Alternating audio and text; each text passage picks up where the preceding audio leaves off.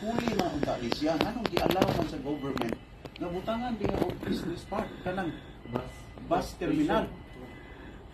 Pero ang answer niya, una na daw ng kanang bus terminal compare sa pag-discover nila.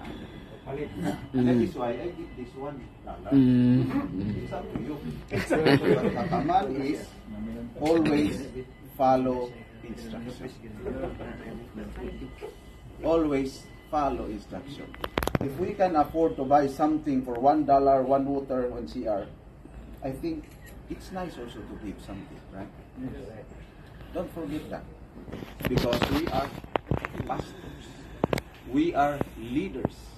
And that is why we need also to support their ministry right now.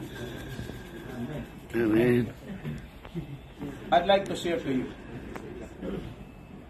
a short message, because I have a very good message using the ganing pagtabog sa mga Israelites, pero murag lahi naman to paminaw na ko na katini. Murag dili na gani siya, dili na mo swak para nato dinhi ba. So I'd like to share to you the story of the sacrifices of Jesus Christ in a short way. This moment is a powerful reminder of the depth of His love and sacrifice. The cross, often seen as a symbol of shame and suffering, becomes a symbol of redemption and hope. As Jesus carries the cross, He is not just carrying the physical weight of the wood, but the weight of humanity's sin and brokenness. He is taking on the burden that we can bear ourselves. This act of selfishness and love is a call to reflect on our own lives and the ways we carry on our process. Of course, we have our own cross or crosses to carry, right? Yes.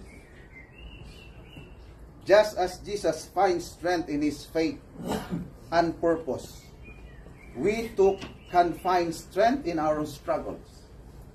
The journey to Golgotha is a reminder that even in the darkest moments, there is a deeper purpose and love that's willing to bear the weight of our struggles.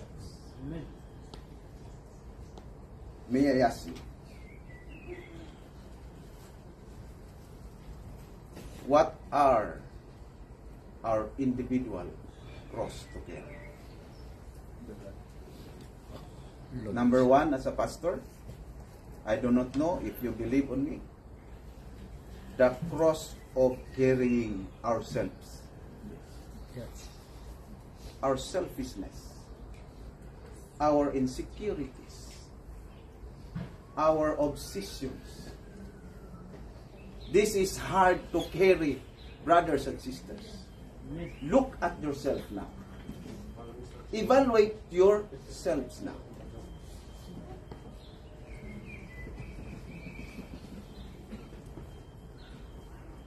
The second, what about our cross in our family relationships? The third one,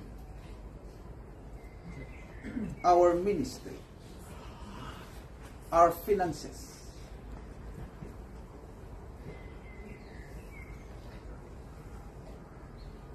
Look at ourselves and ponder upon these words today, that Christ is carrying this cross for us to be free, for us to have freedom.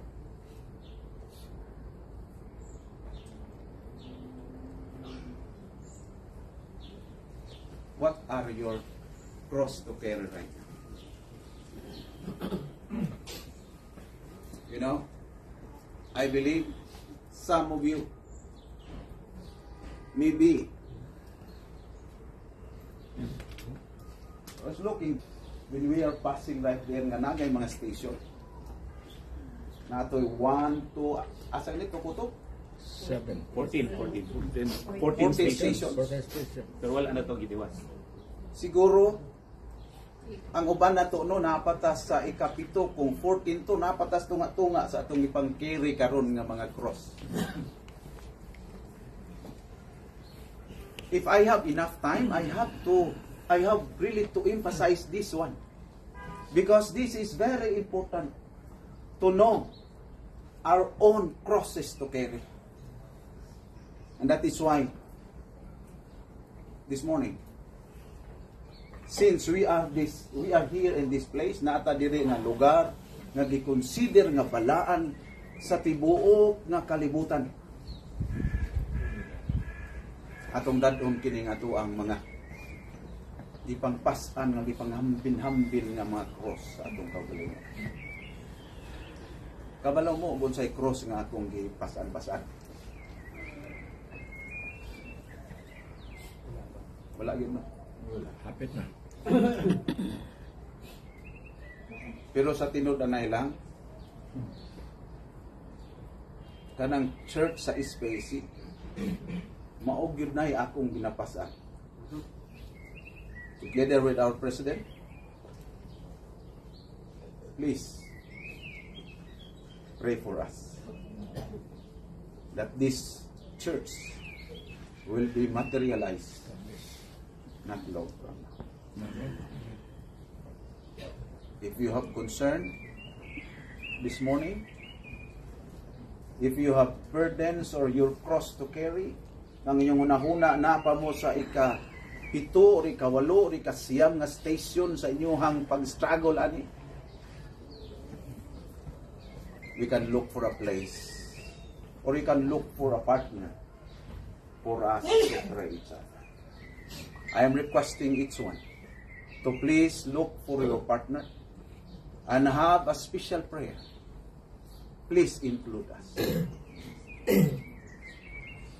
May I request everyone to please look for your partner.